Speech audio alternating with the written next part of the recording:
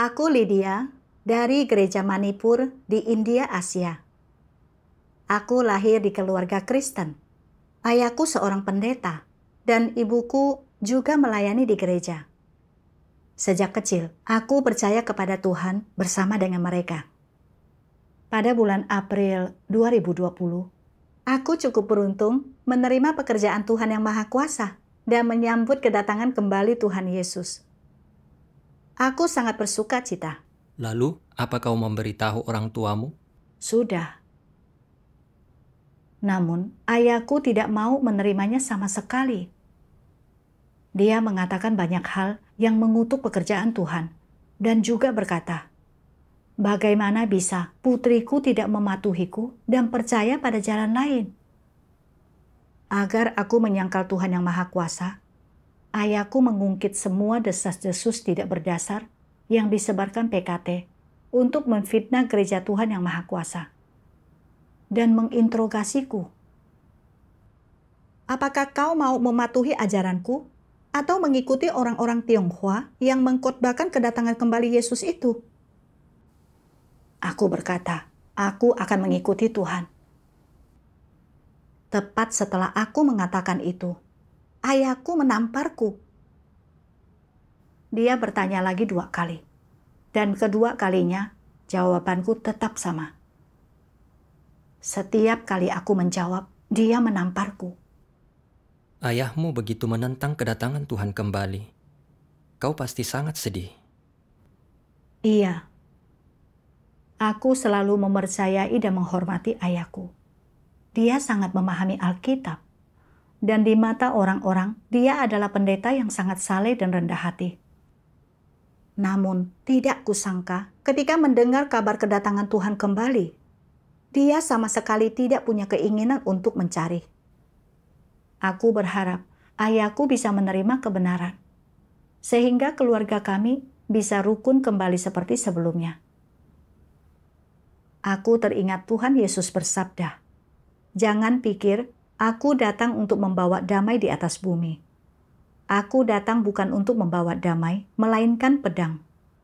Karena aku datang untuk membuat orang menentang ayahnya, dan anak perempuan menentang ibunya, dan menantu perempuan menentang ibu mertuanya."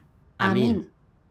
Aku tahu bahwa Tuhan telah datang kembali, dan beberapa orang dapat mengenali suaranya dan mengikutinya. Sementara yang lain yang tidak mengenalinya akan menentangnya. Meskipun kami satu keluarga, kami akan terpecah karena hal ini.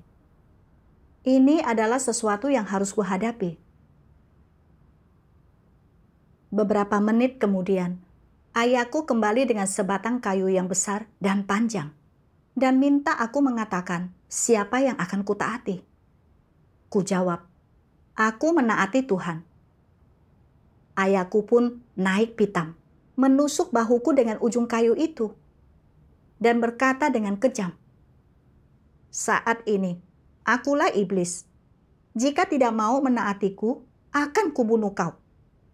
Ayahmu benar-benar mengatakan itu? Aku juga sangat terkejut. Aku tidak pernah menyangka ayahku akan benar-benar mengatakan hal seperti itu.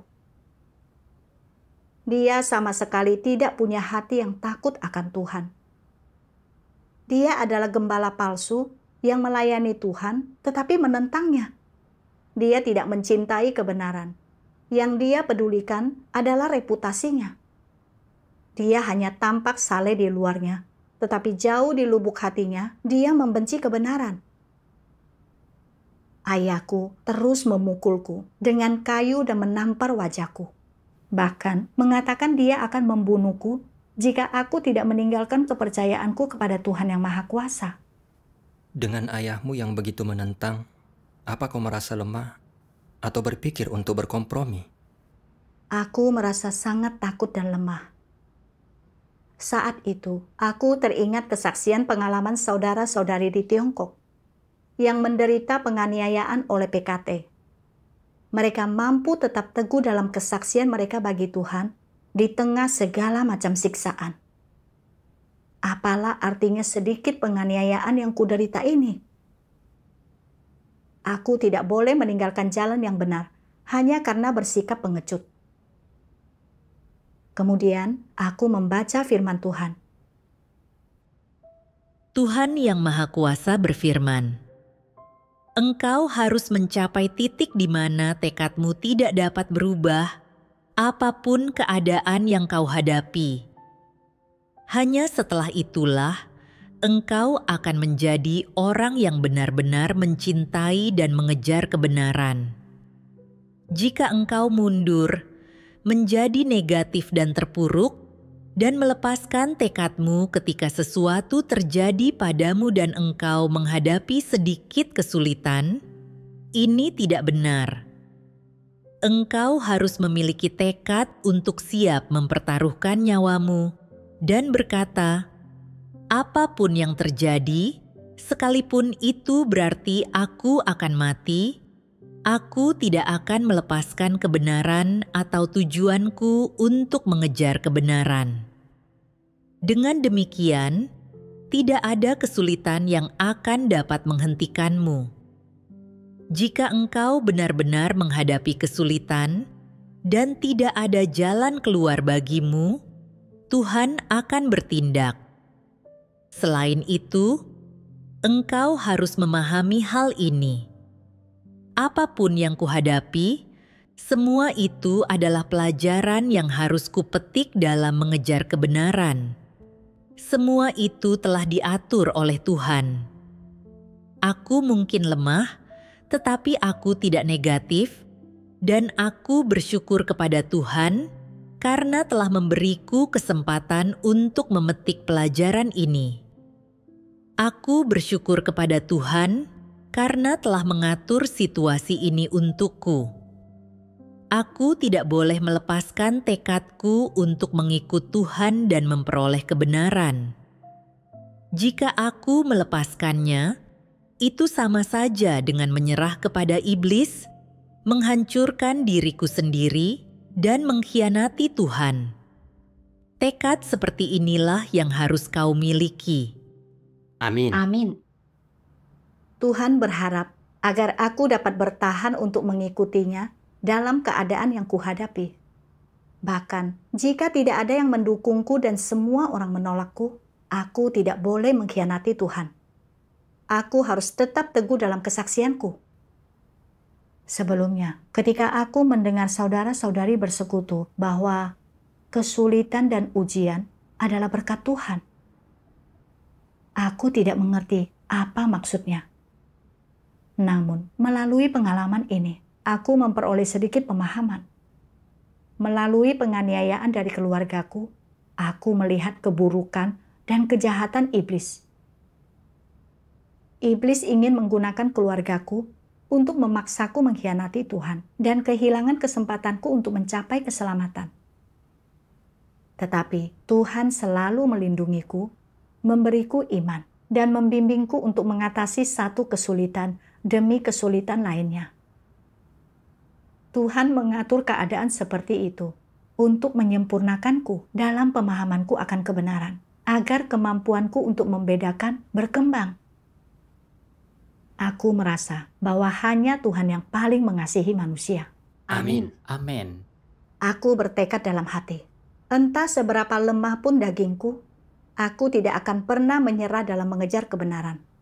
Apakah keluargamu masih mencoba menghalangi dan menganiayamu setelah itu? Masih. Bahkan, mereka terus mengawasiku. Suatu hari, ayahku tiba-tiba mengubah nada bicaranya dan berkata dengan lembut, "Putriku tersayang, mengapa kau masih menghadiri pertemuan-pertemuan itu? Aku sudah memberitahu rekan-rekan sekerjaku bahwa kau sudah meninggalkan gereja Tuhan yang Maha Kuasa. Tetapi kau masih menghadiri pertemuan. Kau sangat mengecewakanku. Aku sudah berkhotbah selama bertahun-tahun, dan tidak ada seorang pun yang pernah mengatakan ada masalah dengan khotbahku. Tetapi sekarang putriku sendiri menentangku. Karena kau tidak mau mendengarkan khotbahku dan berpikir khotbah orang lain benar, aku akan mengundurkan diri sebagai pendeta." Setelah mengatakan ini, ayahku dengan marah memukul tembok dengan tangannya. Dan berkata, malam itu dia akan pergi untuk mengakhiri hidupnya. Ini yang disebut pemerasan emosional. Benar, Itu pasti sangat berat bagimu. ya. Aku sangat ketakutan. Jika ayahku benar-benar bunuh diri, aku akan merasa sangat bersalah padanya. Ibuku memaksaku untuk meminta maaf kepada ayahku. Mengatakan bahwa jika terjadi sesuatu padanya, itu semua akan menjadi tanggung jawabku. Dan dia tidak akan memaafkanku. Begitu juga saudara-saudaraku. Ketika melihat keluargaku begitu terluka dan sedih, aku merasa sangat tak berdaya. Saat itu, aku teringat firman Tuhan yang menjelaskan metode yang digunakan iblis untuk merusak manusia. Tuhan yang Maha Kuasa berfirman, yang pertama adalah pengendalian dan pemaksaan. Artinya, iblis akan melakukan apa saja untuk mengendalikan hatimu. Apa arti pemaksaan? Pemaksaan berarti menggunakan taktik ancaman dan yang memaksa untuk membuatmu menaatinya. Membuatmu memikirkan konsekuensinya jika engkau tidak menaatinya. Engkau takut dan tidak berani menentangnya. Jadi engkau menyerah. Amin. Aku mengerti bahwa di balik semua ini adalah tipu muslihat iblis. Iblis menggunakan berbagai metode dan cara untuk mengendalikan dan memaksa orang, membuat mereka mengkhianati Tuhan. Iblis tahu bahwa kasih sayangku adalah salah satu kelemahan fatalku.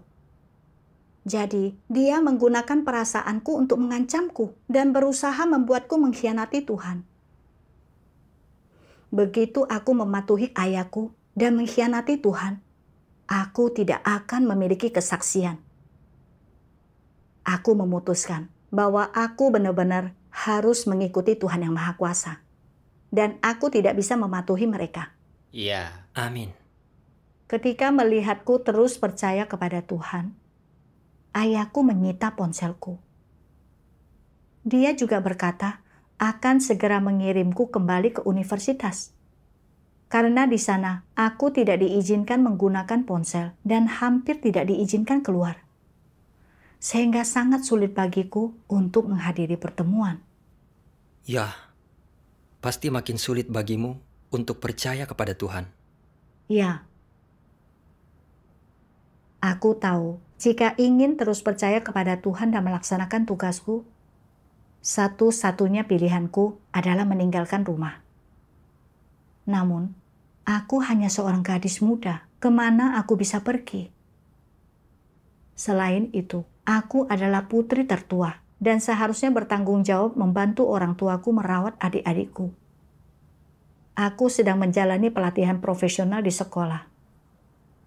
Dan aku akan bisa mendapatkan pekerjaan setelah lulus. Orang tuaku telah menaruh begitu banyak harapan padaku. Bagaimana mungkin aku meninggalkan studiku? Bagaimana aku harus memilih antara studiku dan imanku? Ini adalah keputusan yang melibatkan pemilihan jalan hidupmu. Ini pasti sangat sulit. Ya, saat itu aku teringat satu bagian firman Tuhan. Tuhan yang Maha Kuasa berfirman, "Bangkitlah saudara-saudara, bangkitlah saudari-saudari. Hariku tidak akan tertunda. Waktu adalah kehidupan, dan memanfaatkan kembali waktu berarti menyelamatkan kehidupan. Waktunya tidak lama lagi. Jika engkau semua gagal dalam ujian masuk perguruan tinggi, engkau dapat belajar untuk mengulanginya lagi berulang kali. Namun, hariku tidak akan tertunda lagi.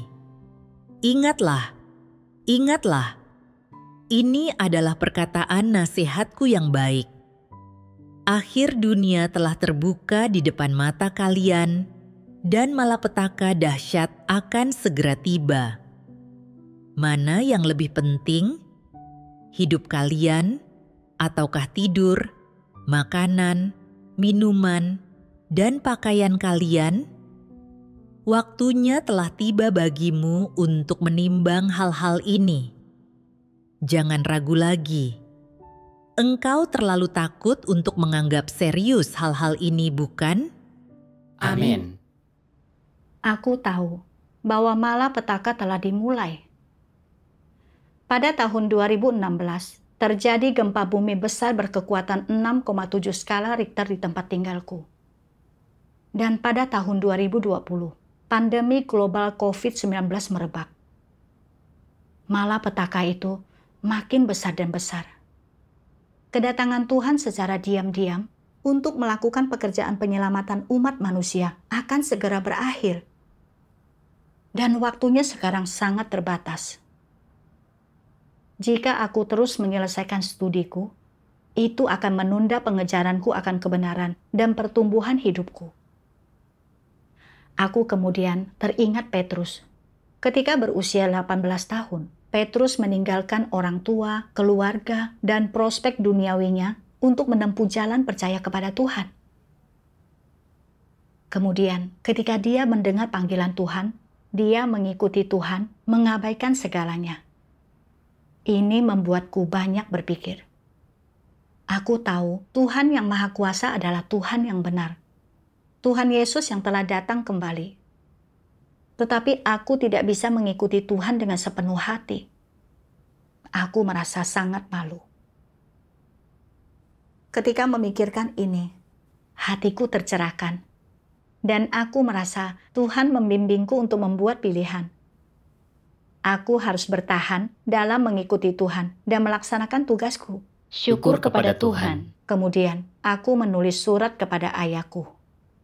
Di akhir surat itu, aku menulis, nubuat-nubuat tentang kedatangan Tuhan kembali telah digenapi. Tuhan yang Maha Kuasa adalah Tuhan Yesus yang telah datang kembali. Aku telah banyak bersekutu denganmu, tetapi kau menolak untuk mendengarkan dan bahkan menganiaya serta menghalangiku. Sekarang, aku memintamu untuk memberiku kebebasan dalam berkeyakinan dan mengizinkanku menghadiri pertemuan. Jika kau terus menghalangiku, suatu hari nanti, aku akan meninggalkan rumah. Kita hidup di negara demokratis, tetapi kau telah merampas hak kebebasanku dalam berkeyakinan. Aku bertekad untuk selalu mengikuti Tuhan yang Maha Kuasa. Kau tidak bisa menghentikanku. Setelah membaca ini, ayahku terdiam sejenak. Lalu dia berkata, "Aku menyuruhmu belajar agar kau bisa membantuku dalam berbagai hal. Tetapi sekarang pengetahuanmu melebihi pengetahuanku. Bukan hanya kau tidak membantuku, tetapi kau bahkan mengatakan ajaranku salah. Bagaimana aku bisa berkhotbah kepada orang lain lagi? Bagaimana aku bisa menjadi pendeta? Jika kau mencintai ayahmu, kau harus melakukan apa yang kukatakan." Alkitab mengatakan anak-anak harus mematuhi orang tua mereka. Hanya dengan mematuhiku, kau dapat membuktikan bahwa jalan yang kau yakini benar. Aku tahu ayahku berkata demikian karena dia takut jika aku mengikuti Tuhan yang Maha Kuasa, maka itu akan memengaruhi statusnya sebagai pendeta dan merusak reputasinya di antara orang-orang percaya. Aku berkata, aku sangat beruntung lahir di keluarga Kristen, dan sejak kecil sudah tahu bahwa ada Tuhan. Namun tidak semua ajaranmu benar. Aku akan mematuhi hal-hal benar yang kau katakan, tetapi aku tidak bisa mematuhi hal-hal salah yang kau katakan. Aku telah menerima pekerjaan Tuhan di akhir zaman dan menyambut kedatangan kembali Tuhan Yesus. Demi menghalangiku, kau mencegahku mendengar suara Tuhan dan tunduk kepada Tuhan. Bagaimana bisa aku mematuhimu? Jadi setelah itu kau meninggalkan rumah? Ya, setelah itu, aku tinggal di rumah seorang teman di daerah lain. Di luar dugaan, untuk membuatku meninggalkan imanku kepada Tuhan yang Maha Kuasa, Orang tuaku bahkan bersekongkol dengan sepupu-sepupuku untuk menipuku agar kembali ke kampung halaman. Dan secara paksa membawaku ke tempat praktik ilmu sihir. Mereka berkata, doa-doa kami kepada Tuhan tidak bisa mengubahmu, tetapi iblis bisa membantu dalam hal ini. Mereka sudah percaya kepada Tuhan selama bertahun-tahun, tetapi mereka benar-benar melakukan hal seperti itu. Benar, aku juga terkejut. Sebagai orang Kristen, mereka bahkan bisa pergi menyembah roh jahat. Ini adalah tindakan mengkhianati Tuhan dan mencemarkan nama Tuhan. Ketika mengetahui jati diri mereka yang sebenarnya, aku menjadi sangat sedih. Mereka sama sekali bukan orang percaya yang sejati kepada Tuhan. Dan mereka tidak berbeda dengan pengikut yang bukan orang percaya. Tidak disangka, ketika aku dibawa ke tempat itu, dukun itu justru berkata kepadaku, sayangku, berdoalah kepada Tuhan yang kau yakini. Hanya ada satu Tuhan, dan Tuhan yang kau yakini adalah yang benar. Syukur kepada Tuhan, roh-roh jahat dan iblis juga ada di tangan Tuhan. Benar. Orang tuaku sungguh tidak bisa berbuat apa-apa terhadapku. Jadi, mereka berhenti menghalangiku datang ke pertemuan. Dan tak lagi peduli apakah aku sekolah atau tidak. Kemudian, aku meninggalkan rumah dan mulai melaksanakan tugasku di gereja secara penuh waktu. Syukur kepada Tuhan. Syukur kepada Tuhan. Setelah melalui pengalaman ini, aku benar-benar merasa bahwa segalanya ada di tangan Tuhan. Tuhan menggunakan keadaan sulit ini untuk menyempurnakan imanku dan juga membuat kemampuanku untuk membedakan keluargaku dan orang-orang agamawi berkembang. Keluargaku telah percaya kepada Tuhan turun-temurun. Dan banyak yang menjadi pendeta. Dahulu, aku berpikir mereka tulus melayani dan mengasihi Tuhan. Tetapi pekerjaan Tuhan di akhir zaman menyingkapkan mereka semua. Sekarang, aku melihat dengan jelas esensi mereka yang membenci kebenaran. Mereka sama sekali tidak percaya kepada Tuhan dengan tulus. Mereka menentang Tuhan. Kepemimpinan dan bimbingan firman Tuhanlah yang telah memampukanku untuk tetap teguh di tengah serangan bertubi-tubi dari keluargaku. Syukur kepada Tuhan. Syukur kepada Tuhan. Aku tidak akan pernah menyesal mengikuti Tuhan yang Maha Kuasa. Amin.